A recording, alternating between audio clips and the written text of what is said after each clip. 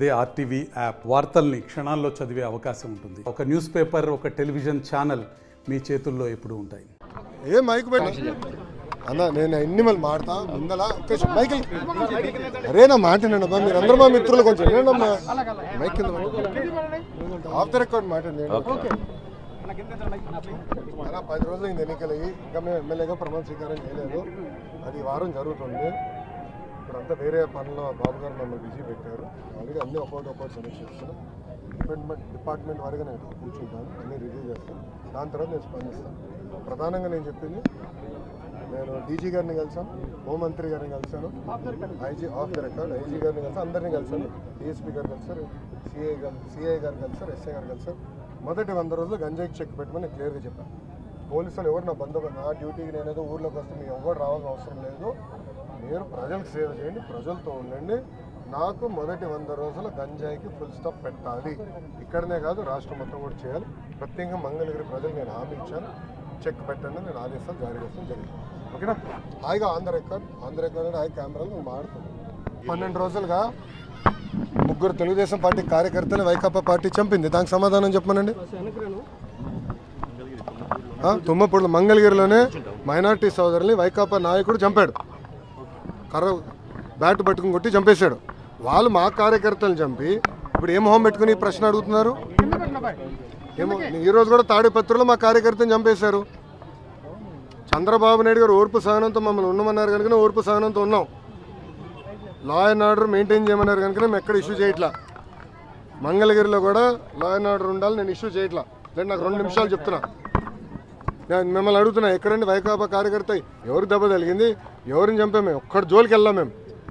వాళ్ళు 3 మమ్మల్ని చంపి తిప్పి మా పైన ఆరోపణ చేస్తాం, కరెక్ట్ కాదు. మీరు మొత్తం చూడలే, ఇంకా చాలా ఉందని. ఇంకా ముఖ్యమంత్రి గారు దానిపైన నివేదిక అడిగారు. ఎంత ఖర్చు అయింది, దేనికి ఖర్చు పెట్టారు, మొత్తం డీటెయిల్స్ అడిగారు. ఇంకా రావాల్సిన అవసరం ఉంది. ఇదే కాదు, ఇలా చాలా కట్టినట్టున్నారు. అన్ని వివరాలు వచ్చిన తర్వాత ప్రజల ముందర పెడతాం.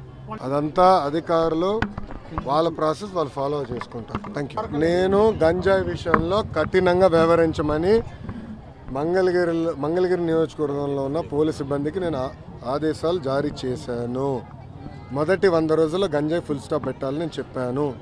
ప్రత్యేకంగా నేను డీజీ గారిని కలిసి, హోంమంత్రి గారిని కూడా కలిసి, నిన్న రాత్రి కూడా హోంమంత్రి అనిత గారితో కూడా మాట్లాడటం జరిగింది. పాదయాత్రలో గంజాయి వల్ల కుటుంబాలు ఎలా నాశనం అయినాయో నేను చూశాను. మీరు కఠినంగా వ్యవహరించాలని ఆమెను కోరాను. మేడం గారు కూడా సమీక్ష పెడతాన్నారు, సభ్యుతో రివ్యూ చేస్తా అన్నారు. ప్రజలందరూ చూస్తారు కదా, మొదటి 100 రోజులు గంజాయికి ఫుల్ స్టాప్ పెట్టే బాధ్యత తెలుగుదేశం, జనసేన, భారతీయ జనతా పార్టీ ప్రభుత్వం తీసుకుంటుంది. 10 రోజులు కూడా అవ్వలేదు స్వామి. 10 సంవత్సరాలుగా పనిచేసిన శాసనసభ్యుడిని అడగాలి ఏం చేశారు. 10 రోజులు అవన్నీ లోకేష్ని అడిగితే ఎట్లా స్వామి? నాకు 5 సంవత్సరాలు గెలిపించారు. ఫస్ట్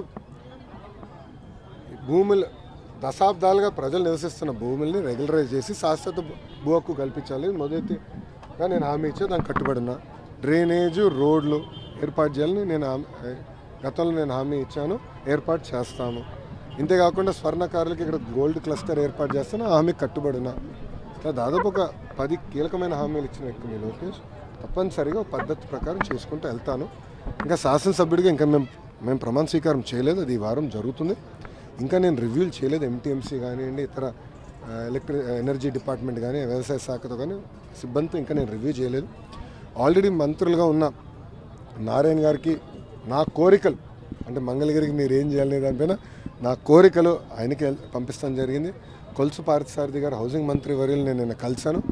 ప్రత్యేకంగా మంగళగిరికి పెద్ద చూపు చూడాలి. 91,413 ఓట్లతో నన్ను గెలిపించారు. ఆ బలంతో మీ ముందర నేను నుంచుంటున్నాను. సో హౌసింగ్ విషయంలో మీరు సాచ్యురేషన్ మోడ్లో మంగళగిరి ప్రజలకి చేయాలని ఆయన కోరటం జరిగింది. ఆయన కూడా అనుకూలంగా స్పందించారు. మీకు కంపట్లేదా? Okay, good. మేము మా పని మేము చేసుకుంటూ వెళ్తాం. ముందు మీరు చూస్తారు. అంటే ఇది 3వ రోజు, కొంచెం టైం పడుతుంది. రోజుకి దాదాపు 500. నేను మంగళగిరిలో ఏర్పాటు చేసుకున్నాను. పొద్దున్న 8 నుంచి 9 గంటల వరకు ప్రజలు ఎదుర్కొంటున్న సమస్యలు నేరుగా నేను తెలుసుకోవాలి.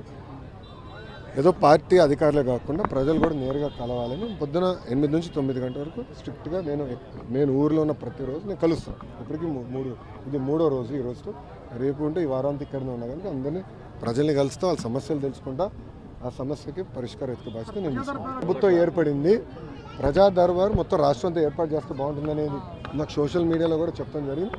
అది ఇప్పుడు మా రాష్ట్ర అధ్యక్షులు వారు పల్లా శ్రీనివాస్ గారిని నిన్నే మా జాతీయ అధ్యక్షులు వారు చంద్రబాబు నాయుడు గారు నియమిస్తాం జరిగింది.